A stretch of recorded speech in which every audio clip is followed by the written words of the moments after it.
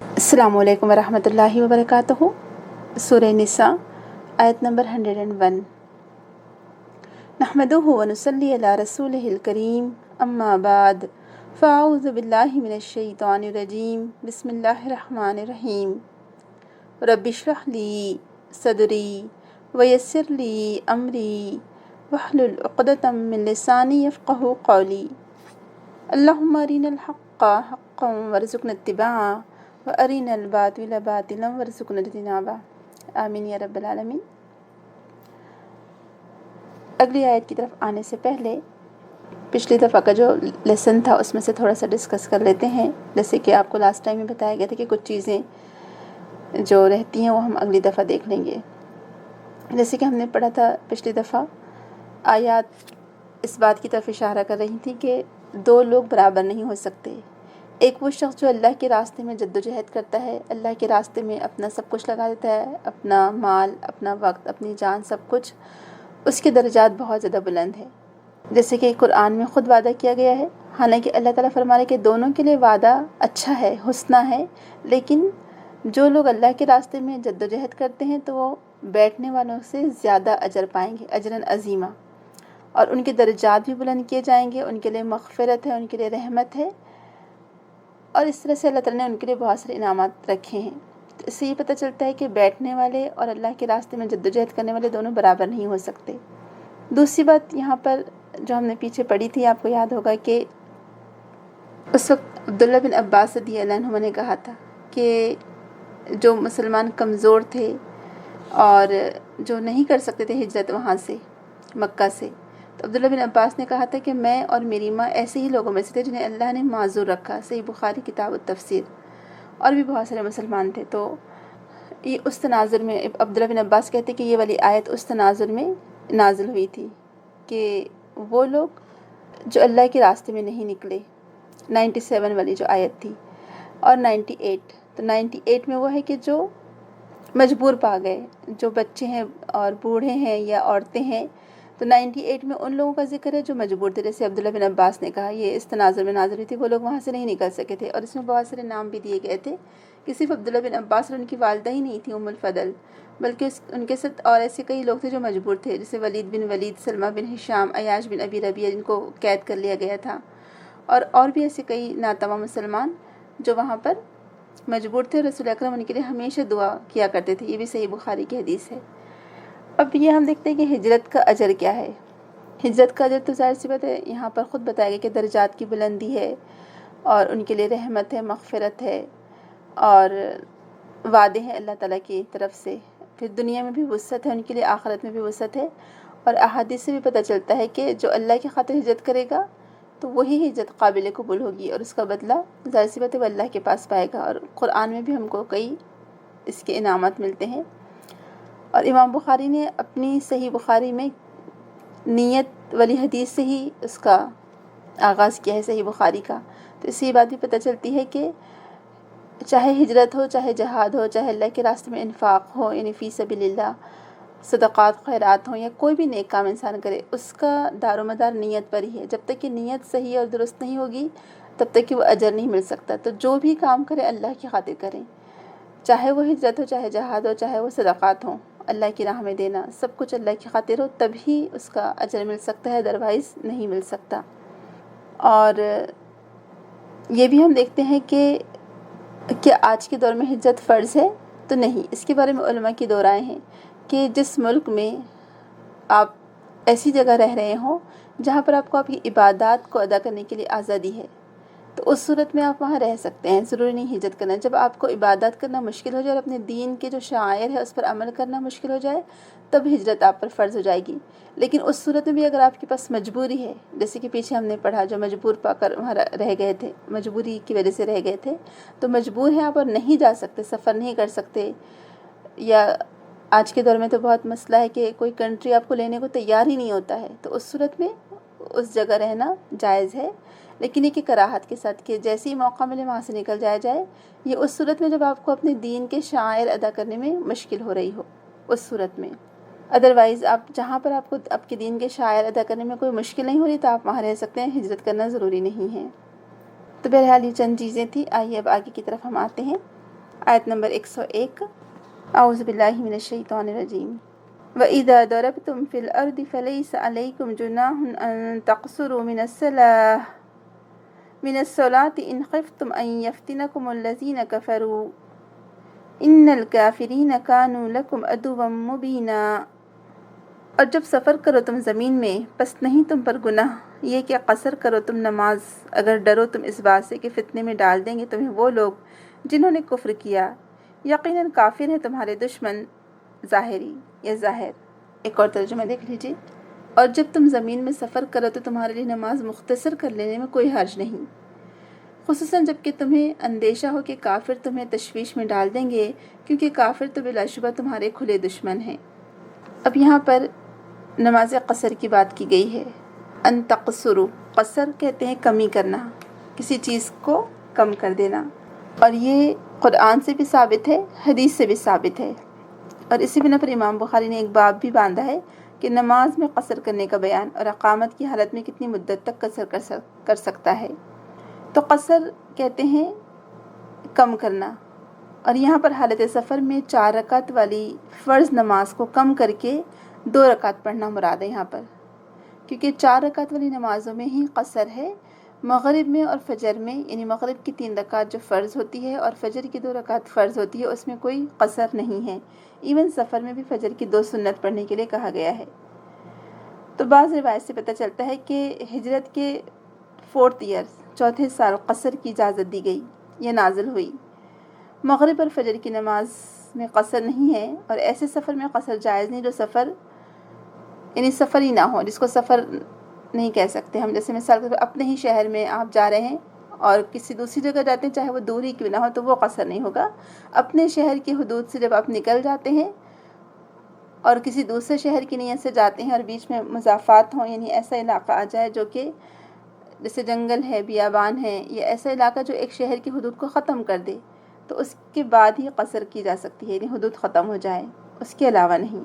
اور حضرت عمر رضی اللہ عنہ کی بہت ہی مشہور حدیث ہے یہ قصر نماز کے لیے، کہ یعلا بن امیہ رضی اللہ عنہ کہتے کہ میں نے حضرت عمر رضی اللہ عنہ سے اس آیت کے بارے میں کہا کہ اب تو لوگ امن میں ہیں، پھر قصر کا کیا معنی، کیونکہ اس وقت جب جنگ کے لیے نکلے تھے صحابہ کرام، اس وقت نماز یہ قصر فرض کی گئی تھی، یہ بتایا گیا تھا کہ اس کے لیے آیت نازل کی گئی تھی۔ تو کچھ اس کو واجب قرار دیتے ہیں، کچھ اس کو افضل قرار دیتے ہیں۔ ڈفرینٹ اقوال ہم کو ملتے ہیں علماء کے کہ سفر میں قصر کرنا واجب ہے یا مستحب ہے یا جو بھی ہے۔ تو بعض صحابہ سے ثابت ہے کہ وہ سفر میں ہوتے تھے اور انہوں نے پوری نماز پڑھی، اور بعض صحابہ نے قصر کیا۔ تو قصر کرنا افضل ہے، یہ اللہ تعالیٰ کی طرف سے دیا گیا ایک صدقہ ہے، اسے قبول کرنا چاہیے۔ تو عمر رضی اللہ عنہ اس کے بارے میں کہتے ہیں کہ جب ان سے کسی نے سوال کیا کہ اب تو لوگ امن میں ہیں، پھر قصر کے کیا معنی، اس پر عمر رضی اللہ عنہ نے بتایا کہ مجھے بھی تمہیں جیسا شک ہوا تھا، تردد ہوا تھا، تو میں نے رسول اکرم سے پوچھا۔ آپ نے فرمایا کہ اب سفر میں نماز قصر کرنا یہ اللہ کی طرف سے تمہارے لیے صدقہ ہے، بس مناسب ہے کہ اس کا صدقہ قبول کرو۔ تو اس حدیث سے کیا بات واضح ہو رہی ہے کہ اب دشمن کا خوف نہیں بھی ہے اور آپ حالت سفر میں ہیں تو آپ قصر کر سکتے ہیں۔ اور رسول اکرم سے کئی دفعہ ثابت ہے سفر کی حالت میں آپ نے نماز قصر کی، اور رسول اکرم کی زندگی میں ہی ہمارے لیے نمونہ ہے، لہٰذا ہمیں آپ کو فالو کرنا چاہیے، اور آپ کا عمل ہمارے لیے قابل تقلید ہے، یا اسی کو ہمیں فالو کرنا چاہیے۔ اور ویسے بھی اللہ تعالیٰ ہمارے لیے فرماتا ہے کہ یرید اللہ بکم الیسر ولا یرید بکم العسر، یعنی اللہ تعالیٰ تمہارے ساتھ آسانی کا ارادہ کرتا ہے، دشواری نہیں چاہتا۔ تو بہرحال قصر اللہ تعالیٰ کی طرف سے دی گئی ایک سہولت ہے ہمارے لیے، لہٰذا ہمیں اسے ضرور کرنا چاہیے۔ اور صحابہ کرام کے بارے میں آتا ہے، صحیح مسلم میں اس کو روایت کیا گیا ہے کہ جب وہ رسول اکرم کے ساتھ سفر کرتے، ان میں سے بعض لوگ قصر کرتے، بعض پوری نماز ادا کرتے تھے، بعض ان میں سے روزہ رکھتے، بعض روزہ چھوڑ دیتے، اور ان میں آپس میں کوئی ایک دوسرے پر اعتراض نہ کرتا تھا۔ تو اس سے کیا پتہ چلتا ہے کہ نماز قصر کی بھی جا سکتی ہے سفر میں، اور کوئی اگر پوری پڑھنا چاہے تو وہ پوری بھی پڑھ سکتا ہے، لیکن قصر کرنا افضل ہے، کیونکہ رسول اکرم کا خود عمل یہ تھا کہ آپ حالت سفر میں نماز قصر کیا کرتے تھے۔ تو ہمارے لیے رسول اکرم کا جو عمل ہے وہ قابل قبول ہے، اور وہی زیادہ پریفریبل ہے، وہی زیادہ فالو کرنے کے قابل ہے۔ تو بہرحال اب یہاں پر ہم دیکھتے ہیں کہ جب حالت جنگ میں بھی نماز معاف نہیں ہے، تو آپ بتائیے کہ عام حالت میں کیسے ہو سکتی ہے نماز معاف؟ جیسے ہم نے اوپر بھی پڑھا تھا، پیچھے بھی پڑھا تھا کہ کچھ لوگ صرف شادی بیاہ کے لیے، کچھ لوگ صرف تقریبات کے لیے، کچھ لوگ صرف مہندی کا رنگ اچھا آئے اس کے لیے نمازیں چھوڑ دیتے ہیں۔ تو اس سے یہ اصل میں ہماری محبت پتہ چلتی ہے کہ ہمیں اللہ اور اس کے رسول سے کتنی محبت ہے۔ یہ اللہ تعالیٰ کی جو عائد کردہ قوانین ہیں یا فرائض ہیں، جو شعائر ہیں، اس سے ہمیں کتنی دلچسپی ہے۔ ہم اپنی چھوٹی چھوٹی چیزوں کے لیے، چھوٹی چھوٹی خواہشات کے لیے، یہ دنیا کے فائدے کے لیے ہم اللہ تعالیٰ کے جو فرض کردہ احکام ہیں وہ ہم پس پش ڈال دیتے ہیں، پیچھے ڈال دیتے ہیں۔ تو بہرحال یہ ہماری ذمہ داری ہے کہ ہم جو فرائض ہیں اس میں کبھی کوتاہی نہ برتیں۔ جو اللہ تعالیٰ کی طرف سے ہم پر فرض کیے گئے ہیں جو اعمال، وہ ہمارے لیے کرنا لازمی ہے۔ اگر نہیں کرتے ہیں تو اس کے بارے میں ہم سے پوچھو کہ یہی دراصل گناہ ہوگا۔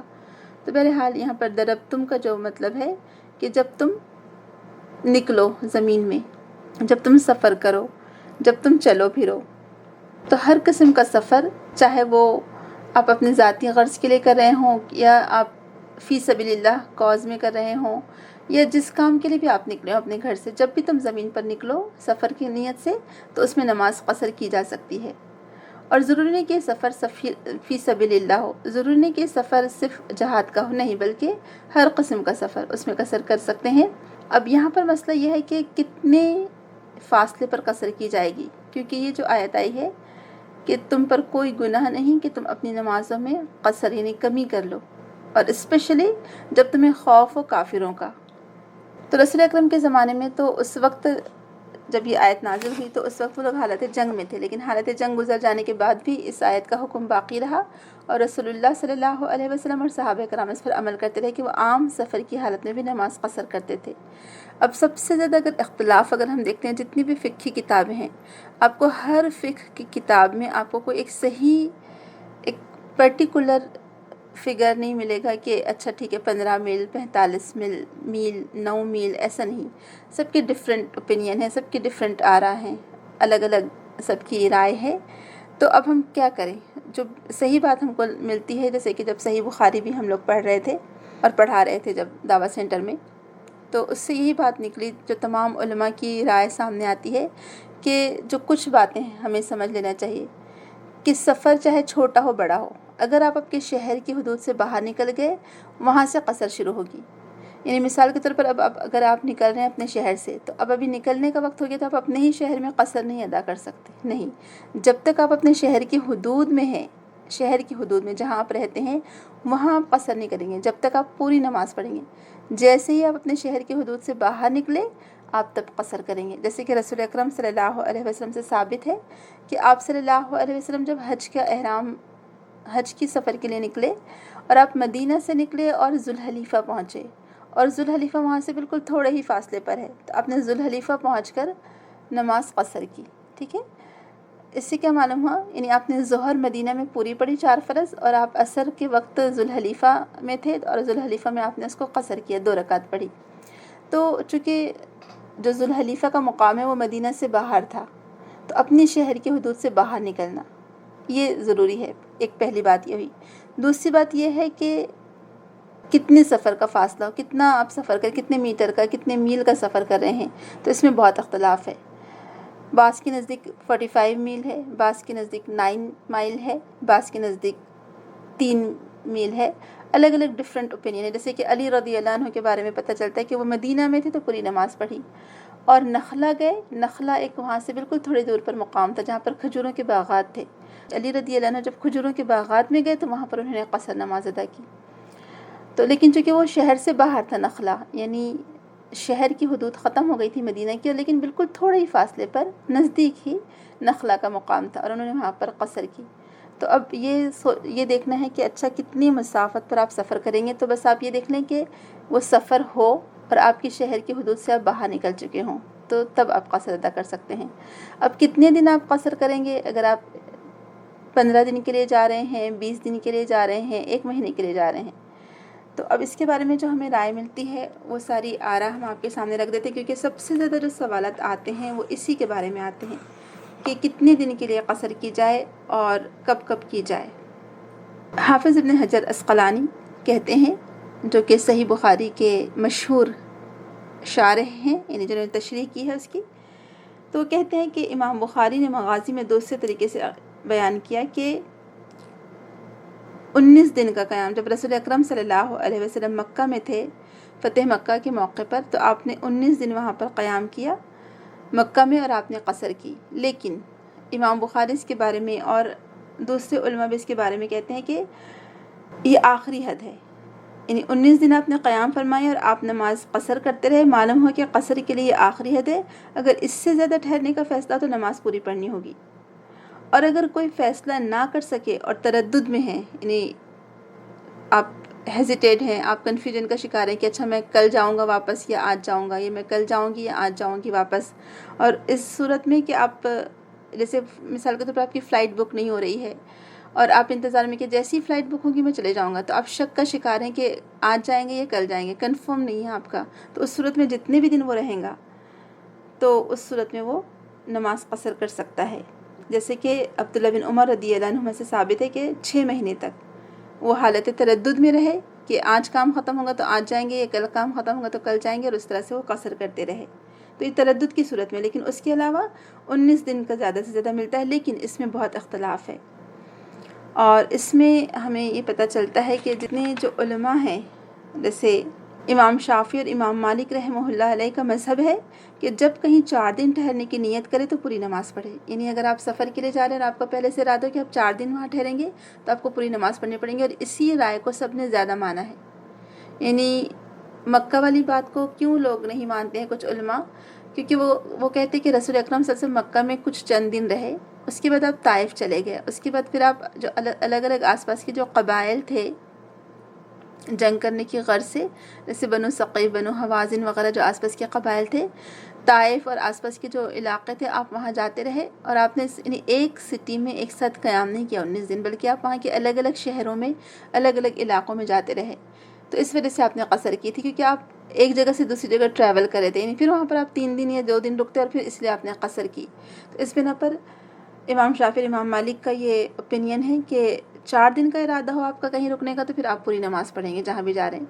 और अगर आप 3 दिन के लिए जा रहे हैं तो इसका मतलब फिर 3 दिन के लिए पहले से कंफर्म है, तो 3 दिन आप क़सर करते रहेंगे, उससे ज़्यादा पर नहीं। हनफिया के नज़दीक 15 दिन से कम में क़सर करना और ज़्यादा की नीयत हो तो पूरी नमाज़ पढ़ना। यानी इमाम अबू हनीफ़ा के नज़दीक या हनफी मसलक के नज़दीक अगर आप कहीं पर जा रहे हों और सफ़र की नीयत हो आपकी, और वहाँ से वापस जब आप आएंगे तो आप 15 दिन के लिए रहने जा रहे हैं कहीं, तो अब अगर 15 दिन के लिए जा रहे हैं तो फिर आप नमाज़ क़सर कर सकते हैं 15 दिन तक। लेकिन उससे ज़्यादा के दिन की नीयत हो तो पूरी नमाज़ पढ़ेंगे, ये हनफी मसलक है। और इमाम अहमद और अबू दाऊद का मज़हब है कि 4 दिन से ज़्यादा दिन ठहरने का इरादा हो तो पूरी नमाज़ पढ़े। इसहाक़ इब्न राहवे जो कि इमाम बुखारी के उस्ताद थे, ये 19 दिन से कम क़सर बतलाते हैं और ज़्यादा की सूरत में नमाज़ पूरी पढ़ने का फ़तवा देते हैं। यानी अगर आप कहीं पर 19 दिन के लिए रहने का इरादा है तो आप क़सर करेंगे, लेकिन अगर आपका 20 दिन का इरादा है तो फिर आप पूरी नमाज़ पढ़ेंगे।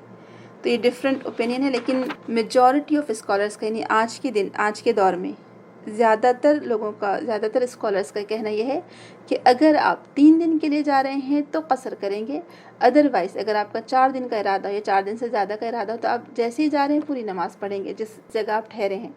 यानी आप जब सफ़र की हालत में रहेंगे, यानी मिसाल के तौर पर जैसे आप अपने घर से निकले, जैसे हम यहाँ सऊदी अरब की मिसाल ले लेते हैं कि आप अपने घर से निकले, दम्माम से आप निकले या ख़ुबर शहर से आप निकले और आपको जाना है मदीना। जब आप मदीना पहुँचने वाले रहेंगे तो दम्माम से लेकर मदीना तक जो सफ़र है, बीच में सफ़र का पीरियड है, उसमें आप क़सर करेंगे। ज़ोहर की 4 थी तो आप 2 पढ़ेंगे, असर की 4 थी तो 2 पढ़ेंगे, इशा की 4 थी तो 2 पढ़ेंगे और वितर भी पढ़ेंगे। लेकिन जब मदीना पहुंच जाते हैं और आपका 4 दिन वहाँ रुकने का इरादा है मदीना में, तो आप मदीना जैसे ही पहुँचेंगे तो जाते से वहाँ पर आप पूरी नमाज़ें पढ़ेंगे। ठीक है, तो ये रूल है। और जो दूसरा ओपिनियन है, जैसे कि अभी आपको बताया गया कि इमाम बुखारी, इसहाक़ इब्न राहवे, ये 19 दिन के कायल हैं, 19 डेज़ के, और हनफी मसलक के नज़दीक 15 दिन की क़ैद बताई गई है। और इमाम शाफ़ी और इमाम मालिक 3 दिन का कहते हैं कि 3 दिन के लिए अगर आप जा रहे हैं तो आप क़सर करेंगे, और अगर आप 3 दिन से ज़्यादा का इरादा रखते हैं तो आप जाते से ही पहले पूरी नमाज़ पढ़ेंगे। तो बहरहाल ये अलग अलग ओपिनियन है। तो बहरहाल ये डिफरेंट ओपिनियन थे कि अल्लाह ताला ने ہم لوگوں کے لیے اتنی سہولت رکھ دی الحمدللہ. ہمارا دین کتنا آسان ہے اس سے بھی پتہ چلتا ہے کہ دین بہت آسان ہے. لوگوں نے اس کو مشکل بنا دیا ہے. آپ نے دیکھا ہوگا کہ ہمارے پر جو بڑے بوڑھے کچھ لوگ ہیں تو وہ قصر کرنے کو ایسا سمجھتے ہیں جیسے کہ گناہ ہو گیا، یا وہ سمجھتے ہیں کہ نماز ہم کم کر دیں گے تو ہماری نماز کا اجر بھی ہم کو کم ملے گا. تو ایسی بات نہیں ہے. خود رسول اکرم صلی اللہ علیہ وسلم سے ثابت ہے کہ آپ نے سفر میں نمازوں کو قصر کیا، اور بلکہ آپ سے جمع بین الصلاتین بھی ثابت ہے. یعنی آپ نے سفر میں بعض اوقات جب کچھ ایسی مشکل درپیش تھی، وضو کا انتظام نہیں تھا، پانی وغیرہ نہیں تھا، یا آپ نے حج کے موقع پر بھی 2 نمازوں کو جمع کیا. یعنی آپ سفر میں 2 نمازوں کو جمع کر سکتے ہیں. حالانکہ نماز کو اپنے وقت پر ادا کرنا افضل ہے، لیکن آپ جب سفر میں ہیں، سفر کے بیچ میں، یعنی کسی جگہ ٹھہرے ہوئے نہیں ہیں بلکہ سفر میں ہیں، سفر کر رہے ہیں، تو اس صورت میں آپ 2 نمازوں کو جمع کر سکتے ہیں. جیسے کہ ظہر اور عصر کو ملایا جا سکتا ہے، اور مغرب اور عشاء کو ملایا جا سکتا ہے. یہ بھی رسول اکرم کے عمل سے ثابت ہے جو آپ نے حج کے موقع پر کیا تھا کہ آپ نے سفر میں 2 نمازوں کو جمع کیا. یہ اللہ تعالیٰ کی نعمت ہے. علماء کرام کہتے ہیں کہ اس آیت سے کیا پتہ چلتا ہے، جو ہمیں قابل غور جو نقطہ ہے ہمارے لیے اور قابل عمل جو بات ہے، کہ یہاں پر شریعت کی تأثیر بیان کی گئی ہے. یعنی اللہ سبحانہ تعالیٰ نے یہاں پر آسانی بیان کی ہے، تخفیف یعنی کمی کی گئی ہے، اور اس کو ہلکا کیا گیا ہے مسافر کے لیے. بس چاہیے کہ وہ اللہ تعالیٰ کا شکر ادا کرے اس نعمت پر کہ اللہ تعالیٰ نے اپنے بندوں کا کتنا خیال رکھا، کہ چونکہ وہ حالت سفر میں ہوتے ہیں، مشکل میں ہوتے ہیں، لہٰذا اللہ تعالیٰ نے اپنے بندوں پر مہربانی کی، رحم فرمایا، اور ان کے لیے نماز کو کم کر دیا گیا، قصر کر دیا گیا. تو اس نعمت پر ہم کو اللہ تعالیٰ کا شکر ادا کرنا چاہیے کہ اللہ تعالیٰ نے ہمارے لیے تخفیف کر دی. تو بہرحال آیت نمبر 101 میں اس بات کی طرف اشارہ ہے کہ جب تم زمین میں چلو پھرو یا سفر کرو، تو سفر کے دوران ہے. اب سفر کون سا بھی ہو تو اس کی رخصت یہاں پر دی گئی ہے کہ سفر میں تم لوگ قصر کر سکتے ہو. اور علماء کرام کہتے ہیں کہ یہ سفر معصیت کا سفر نہ ہو، یعنی کوئی گناہ کی نیت سے کیا گیا سفر نہ ہو، کیونکہ گناہ کا یعنی اس میں تو آپ دیکھیں کہ جب گناہ کے کام کی نیت سے نکل رہے ہیں تو ظاہر سی بات ہے کہ وہ تو گناہ والا سفر کہلائے گا، اور اس میں تو اللہ تعالیٰ رحم فرمائے کہ الٹا نقصان ہی ہوگا. تو تم پر نمازوں کو قصر کر لینے میں کوئی حرج نہیں ہے، کوئی گناہ نہیں ہے.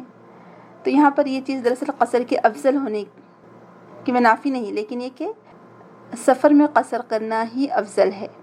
کیونکہ کچھ لوگ اس آیت کو لیتے ہیں کہ کوئی گناہ نہیں، حرج نہیں ہے، تو وہ اس آیت میں لیتے ہیں کہ مطلب کر لیے تو زیادہ اچھا ہے، نہیں کرے تو کوئی گناہ نہیں ہے.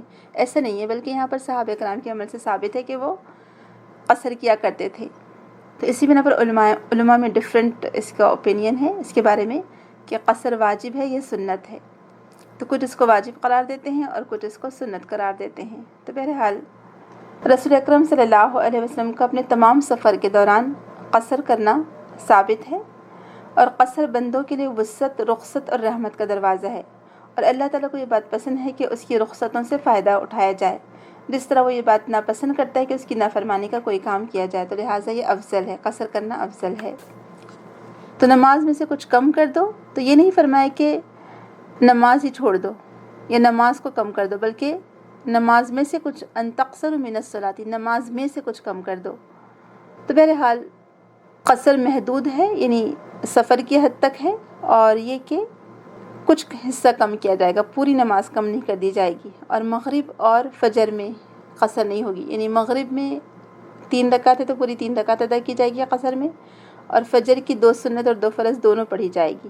تو بہرحال بعض فرض نمازوں میں قصر ہے، تمام نمازوں میں جائز نہیں، کیونکہ فجر اور مغرب کی نماز میں قصر نہیں، صرف ان نمازوں میں قصر کر کے 2 رکعت پڑھی جاتی ہیں جن میں 4 رکعت فرض کی گئی ہیں.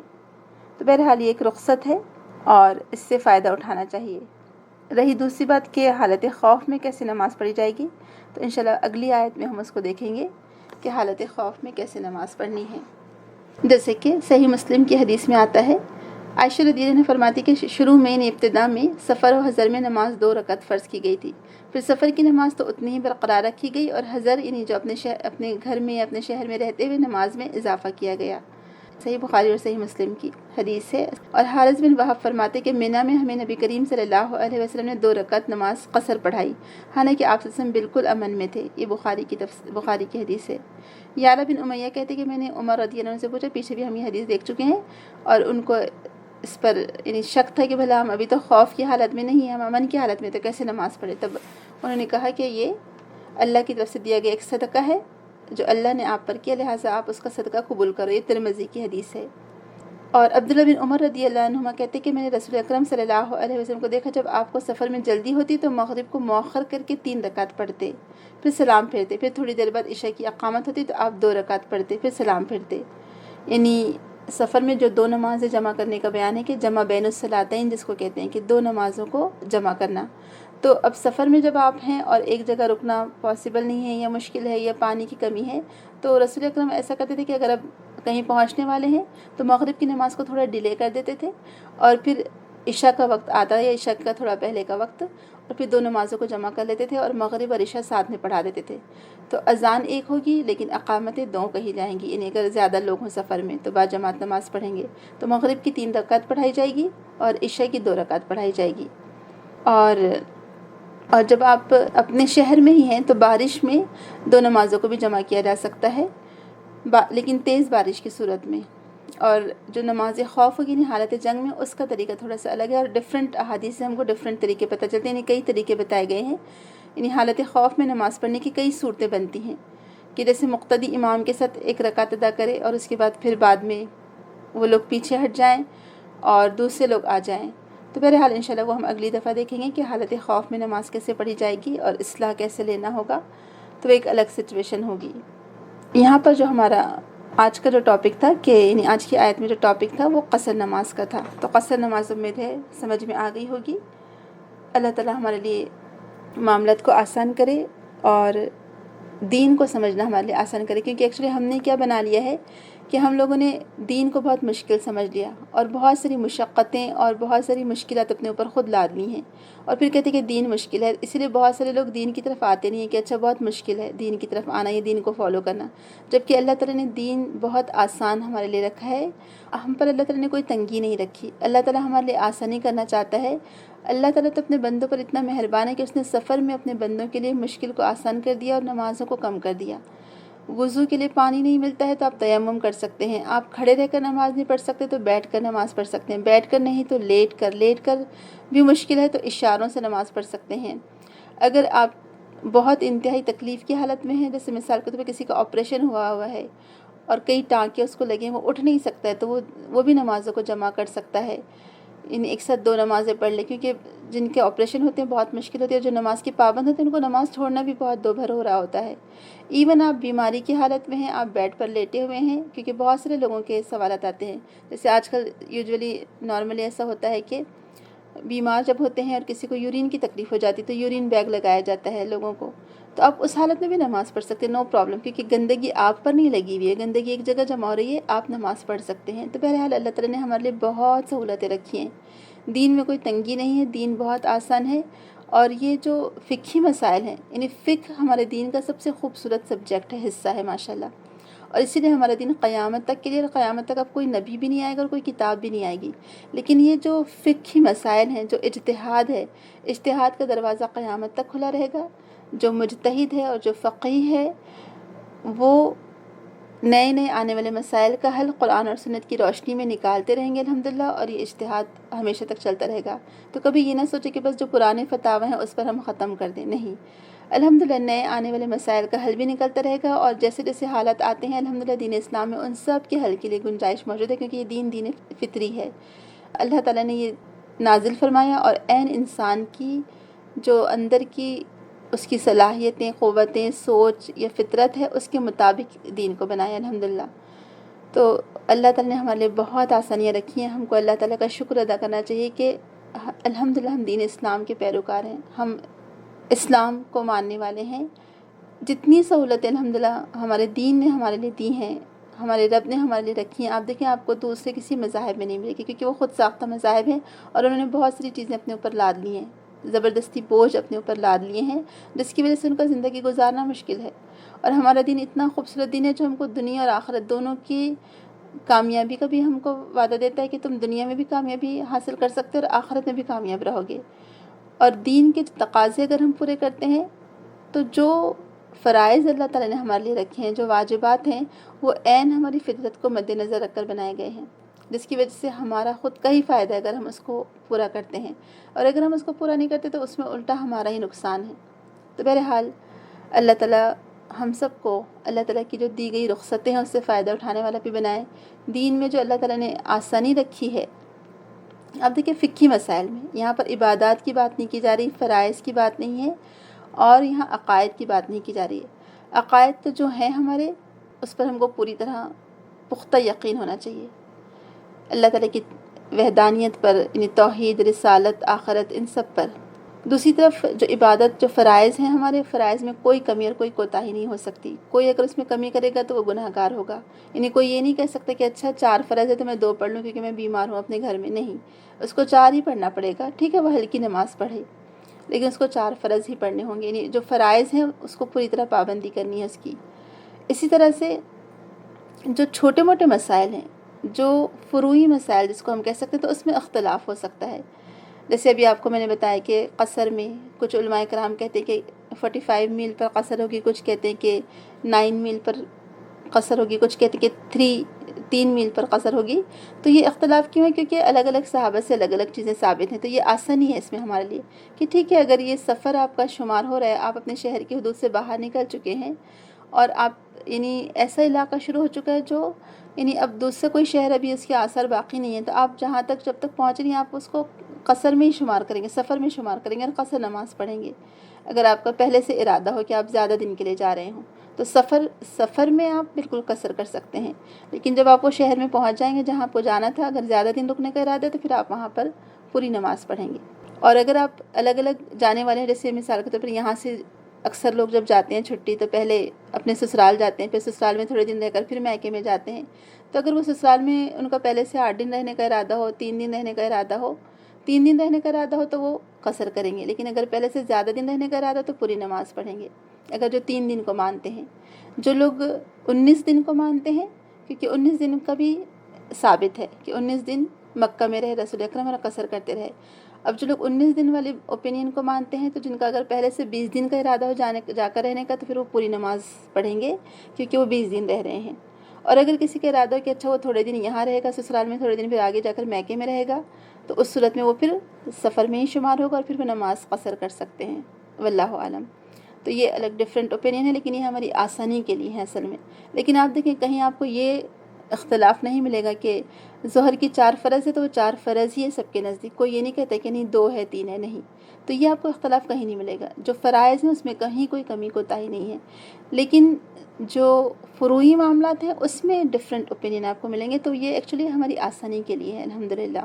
تو اللہ تعالیٰ ہمارے علماء کرام کو جزائے خیر دے، جن لوگوں نے اتنی محنت کر کے، ریسرچ کر کے اجتہاد کیا اور اپنے فتاویٰ دیے، اور جو مجتہد فتویٰ دیتا ہے اور وہ خالص اللہ کے لیے کام کر رہا ہے اور اس نے اس میں پوری اپنی جدوجہد، پوری کوشش، پوری ایفرٹ لگا دی اور قرآن اور سنت کی روشنی میں اس نے فتویٰ دیا ہے، تو اگر اس نے فتویٰ دیا اور اس کا فتویٰ صحیح ہے تو اس کو دوہرا اجر ہے، اور اگر اس نے فتویٰ دیا اس کا فتویٰ صحیح نہیں تھا، اس سے غلطی ہو گئی فتویٰ دینے میں، تو بھی اس کو اس کی جدوجہد کا ایک اجر ضرور ملے گا، کیونکہ نیتوں کے حساب سے اجر دیا جاتا ہے۔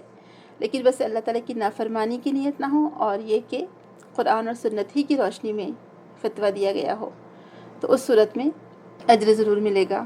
اللہ تعالیٰ ہمیں توفیق دے کہ ہم اپنی دین کی رخصتوں سے فائدہ اٹھا سکیں، جہاں ہمارے لیے آسانی پیدا کی گئی ہم اس آسانی سے فائدہ اٹھائیں، اور جہاں ہم کو فرائض کی پابندی کرنی ہے ہم ان فرائض کی پوری پابندی کرنے والے بنیں، آمین۔ سبحانک اللہم و بحمدک، نشہد ان لا الہ الا انت، نستغفرک و نتوب الیک۔